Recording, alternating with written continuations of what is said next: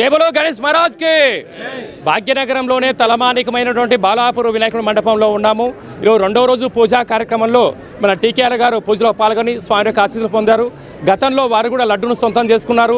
రాజకీయ భవిష్యత్తును పరీక్షించుకొని అద్భుతమైన ఘన విజయాలు సాధించిన సందర్భాలు ఉన్నాయి. మరి వారి యొక్క జీవితంలో రాబోయే కాలంలో విశేష రాజ్య పట్టాభిషేకం జరగాలని తన మనసులో కోరికను కూడా స్వామివారు నెరవేర్చాలని కోరుకుందాం. వారి మాటల్లోనే విందాం. స్వామివారి యొక్క ప్రసాదాన్ని మీరు స్వీకరించారు, ఆ ఆనందాన్ని అనుభూతిని మాతో పంచుకోవాలనుకుంటున్నాం. చాలా సంతోషం. గత అనేక సంవత్సరాల నుంచి కూడా ఉమ్మడి ఆంధ్రప్రదేశ్లో కూడా పేరు ప్రతిష్టలు తీసుకొచ్చింది లడ్డు అంటే బాలాపూర్ లడ్డు.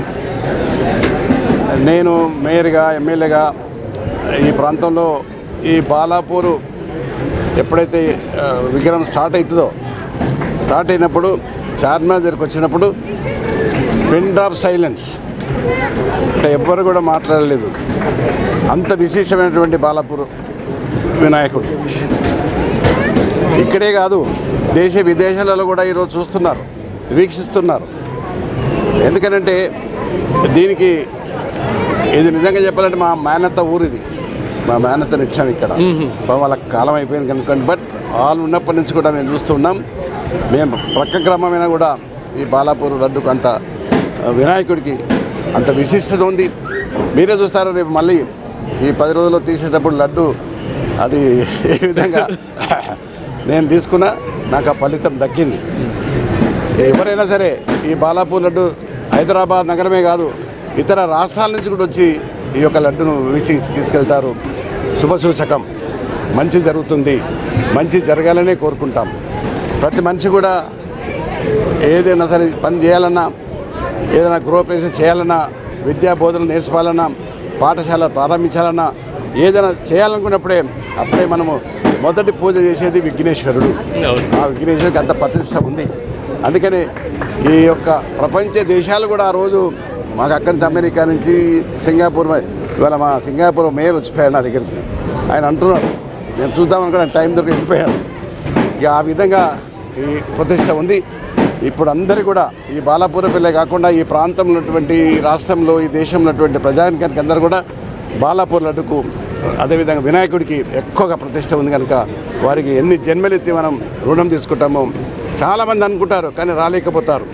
కానీ ఆ రోజు మీకు లడ్డు వేలం వేసేటప్పుడు ఇక్కడ ఉన్నటువంటి లక్ష్మారెడ్డి గారు కానివ్వండి, ఇక్కడ ఉన్నటువంటి నిరంజన్ ముఖ్యంగా నిరంజన్ ఎల్లారెడ్డి, వీళ్ళందరూ కూడా మాకు పాత బంధుత్వం ఉంది మాకు అందరికీ. ఆ విధంగా అందరూ పిలుస్తారు. చాలా సంతోషమైన విషయం. బాలాపూర్ లడ్డు మహారాజ్కి జై. ఒకానొక సందర్భంలో మన టీకేఆర్ గారు చెప్తూ ఉంటారు, అంటే అనేక వేదికల సభల్లో ఒక 30-40 ఏళ్ల కిందట అమ్మాయినిచ్చి వివాహం చేయాలంటే ఈ ఊర్లో నీళ్లు లేవు, కరువు అనే పరిస్థితి ఉండేదట. కానీ వారి మాటల్లోనే ఇప్పుడు బాలాపూర్కి ఇవ్వాలి అంటే బంగారు లాంటి అల్లుడు దొరకాలి అంటే బాలాపూర్కు రావాలి అనే చరిత్ర 4 వసంతాల్లోనే తిరిగి మనం చూడడం జరిగింది. ఇదంతా కూడా మన గ్రామస్తులు, మన మండపంలోనే మన మిత్రులందరి సారథ్యంలో జరిగిన సందర్భాలు ఉన్నాయి. అలాగనే మరొక మేడం గారు ఉన్నారు, వారి యొక్క సందేశాన్ని మనం కూడా విందాం. గణేష్ మహారాజ్ కి జై. ఈరోజు బాలాపూర్లో గణపతి పూజలో పాల్గొనడం చాలా సంతోషం. బాలాపూర్ గణేష్ ప్రత్యేకత, ప్రతిష్టత యావత్ ప్రపంచంలోనే తెలుసు. మరి బాలాపూర్ లడ్డు అంటే కేవలం ఈ బాలాపూర్ పరిధి కాకుండా అందరికీ కూడా ఆశీస్సులు ఉంటాయి. కేవలం లడ్డు కొన్నవారే కాదు, లడ్డు వేలంపాటంలో పాల్గొన్న వారందరికీ కూడా మంచిగా జరుగుతుంది అని చెప్పి, ఏదేమైనా కానీ ఆ గణనాథుని ఆశీస్సులు అందరిపైన ఉన్నాయి. అందరూ కూడా ఆయుర ఆరోగ్య ఐశ్వర్యాలతో చల్లగా ఉండాలని, మరి పిల్ల పాపలందరూ కూడా బాగా చదువుకొని వారు పెద్దగా అయిన తర్వాత మంచి మంచి ఉద్యోగాల్లో ఉత్తీర్ణ అవ్వాలని కూడా ఈ మొత్తం మహేశ్వరం నియోజకవర్గం మరియు రంగారెడ్డి జిల్లా కోసం మేము గణనాథుని మొక్కుకోవడం జరుగుతుంది. ఏదేమైనా ఈరోజు గణనాథుని పూజలో పాల్గొనడం ఒక విశేషమైతే, మరి అక్కడ పార్లమెంట్లో 33% మహిళలకు బిల్ పాస్ చేయడం ఇది ఒక పెద్ద విశేషము. మరి చరిత్రలో ఒక మైలురాలు అందుకొని ఒక మలుపు తిరిగిన రోజు ఈరోజు. మరి 33% అంటే మహిళల సార్థికతలో ఈరోజు నిజంగా కూడా ఒక పెద్ద అచీవ్మెంట్ అనుకోవాలి. మన గౌరవ ముఖ్యమంత్రి కేసీఆర్ గారు కూడా ఈ బిల్లుని గతంలోంచి ముఖ్యంగా కల్వకుంట్ల కవిత గారు కూడా చాలాసార్లు కూడా అక్కడ ఢిల్లీలో మీటింగ్స్ పెట్టి ఈ యొక్క ప్రత్యేకమైన 33% మహిళల రిజర్వేషన్కి కోరినందుకు వారికి కృతజ్ఞతలు. పెద్ద ఎత్తున మా సీఎం గారికి కేసీఆర్ గారికి ధన్యవాదాలు. దీన్ని బట్టి మహిళలందరూ కూడా చైతన్యవంతులు కావాలి, రాజకీయాల్లో రాణించాలి.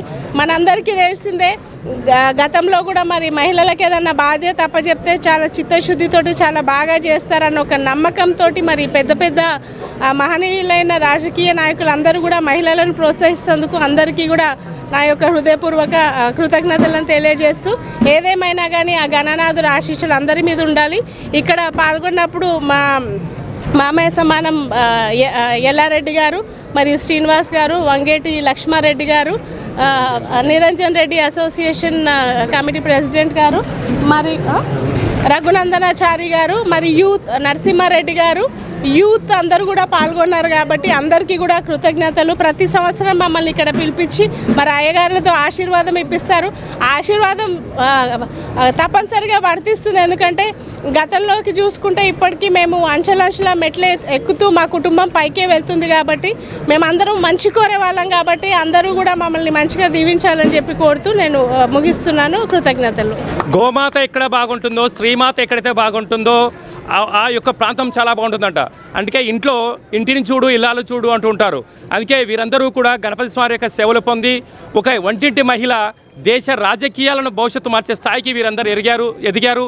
వీరితో పాటు మన కల్వకుంట్ల కవితమ్మ గారు కూడా గత సంవత్సరం వచ్చి స్వామివారికి ఆశీస్సులు పొంది వెళ్ళిన సందర్భాలు ఉన్నాయి. వారు ఈ సంవత్సరం రాబోతున్నారు.